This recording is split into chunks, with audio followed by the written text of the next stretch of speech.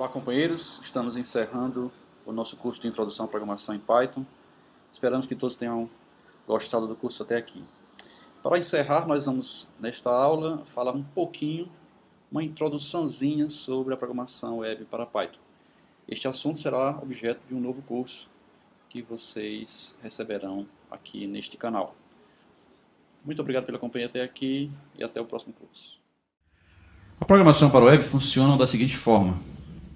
Normalmente você dispõe no seu computador, em casa, no seu notebook ou no seu desktop, de um programa que nós chamamos normalmente de browser.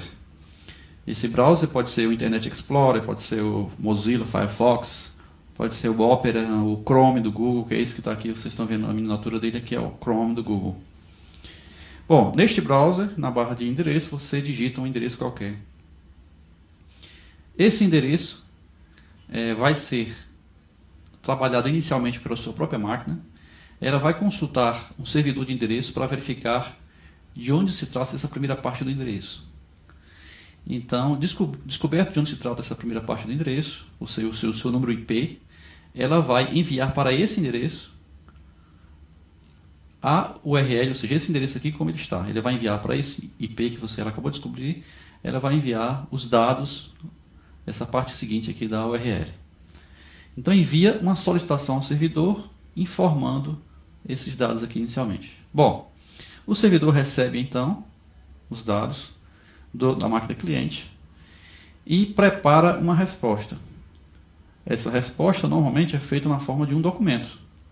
Um documento que contém texto no formato HTML, que contém alguns scripts executáveis na máquina do cliente, como scripts em JavaScript, que contém applets, por exemplo, que podem ser executados na máquina do cliente, ou que contém outras informações como áudio e vídeo que serão recebidos pela máquina do cliente. Bom, agora, os documentos que eles enviam podem ser de duas fontes. Pode ser documento estático, que são os arquivos, imagens, etc., que estão guardados no HD, e que estão lá preparados para responder a uma solicitação de uma página ou de um documento específico. São os estáticos.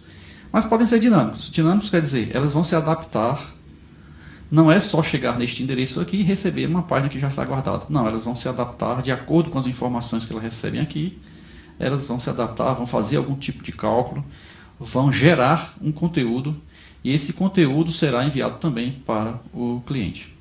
Agora, como é que esse conteúdo é gerado? Esse conteúdo é gerado por intermédio de um programa específico para isso. Então, esses programas ele tem instalado no servidor, alguns programas. Esses programas podem ser feitos em linguagens diversas, como Java, como PHP, como Python, até como C#, aquelas plataformas da Microsoft, aquelas linguagens que existem na plataforma da Microsoft também podem ser usadas se você está usando o servidor Microsoft. Então, esses programas vão receber essas informações que estão aqui, tipicamente, normalmente no final da URL, vão receber essas informações e vão gerar um conteúdo, devolve o conteúdo gerado para o servidor web, e o servidor web envia este conteúdo para o seu browser, e o seu browser, ao receber esse conteúdo, ele formata uma telinha bonitinha e mostra para vocês a telinha bonitinha baseada no conteúdo que ele recebeu. Então, a nossa tarefa aqui é fazer programas que atendam a essa parte aqui, que gerem conteúdos que serão visualizados no browser de algum cliente. Se você não quiser gerar dinamicamente, não precisa disso aqui, você pode fazer suas páginas HTML, colocar lá no site e o cliente, o servidor, mandar simplesmente páginas HTML estáticas, né? Mas se você quer algo mais dinâmico, algo mais interessante, como acesso ao banco de dados, como cálculos diversos, como relatórios diversos, você vai ter que fazer um programinha que gere alguma coisa que não seja a mesma página, o mesmo programa para todo mundo, que seja adaptado ao cliente e que faça uma série de coisas que é impossível fazer com documentos estáticos em HTML. Normalmente o cliente, quando ele acessa um servidor web, tem três coisas aqui que estão em jogo, né, ou três elementos que estão trabalhando para o cliente. Tem o servidor web propriamente dito, que é encarregado de receber solicitações web e devolver para o cliente.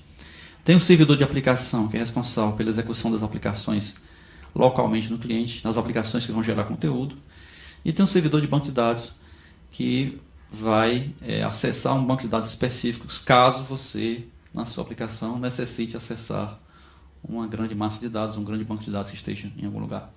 Lógico que isso aqui foram colocados separadamente, mas podem ser uma máquina só. Então, de uma a N máquinas. Você pode ter de uma até várias máquinas fazendo esses papéis de servidor web, servidor de banco de dados e servidor de aplicação.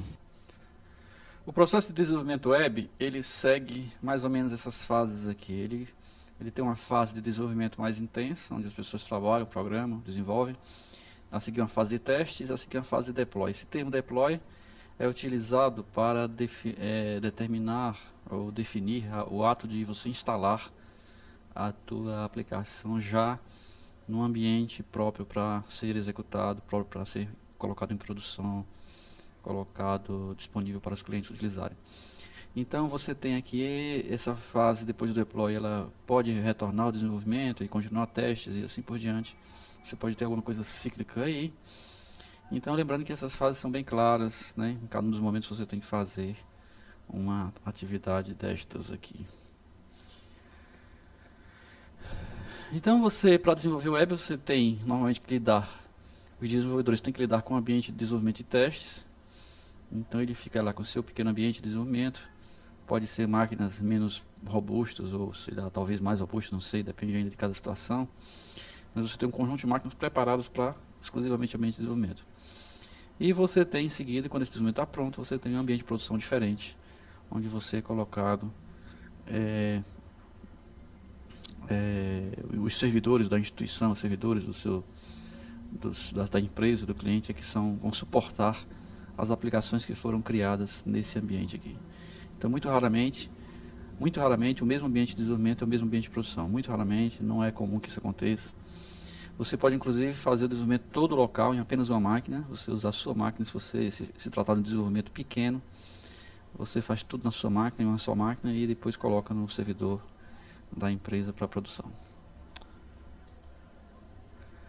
Então a primeira coisa que nós temos que fazer é utilizar um framework. Um framework é uma estrutura de classes, um conjunto de classes. Nós não vamos fazer tudo zero, nós não vamos desenvolver tudo zero, nós vamos usar algumas bibliotecas que já têm funções prontas para interfacear a comunicação com o servidor, para gerar os códigos HTML que serão enviados para os clientes.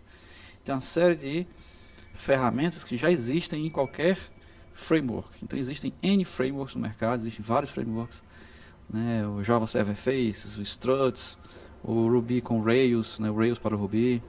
Existe o próprio PHP, tem uma estrutura para você utilizar a programação PHP. Então, no Python, o principal framework que é utilizado com o Python é chamado de Django. O Django está disponível lá no djangoproject.com. No download lá você consegue fazer o download dele. Se você tem o Python 2.5 ou 2.6 instalado, você simplesmente vai lá, pega esse arquivo aqui, django 1.1.tar.gz, descompacta o arquivo, entra no diretório criado e roda o programa setup.py install. Com isso aqui você vai instalar o Django e aí você vai utilizar normalmente. A vantagem também do Python 2.5, 2.6 é que ele já instalou para você um banco de dados muito simples, que é o SQLite. Já veio instalado e já está pronto para uso. Então assim, dessa forma você vai ter pouco problema, não vai ter problema nenhum em configuração de um banco de dados simples para desenvolvimento. O SQLite nunca é usado para produção, ele é usado apenas para desenvolvimento. Estamos aqui no site do Django Project e no download, né? Se nós abrirmos esse site aqui, a gente vai ter essa página onde ela diz aqui os passos iniciais de como obter o Django. O passo 1 é você pegar, no nosso caso aqui inicial, a gente pegar o arquivo Django 1.1.1 tar.gz. Então vamos lá, pegar esse arquivo, ele começou aqui o nosso download. Vai demorar cerca de 1 minuto.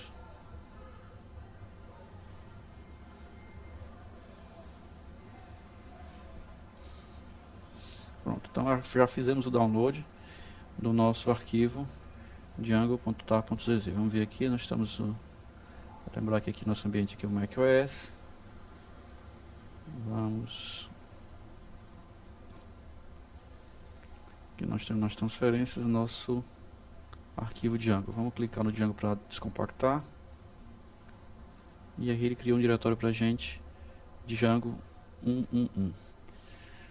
Dentro desse diretório a gente tem tudo que é necessário para instalar, para executar, para rodar o Django.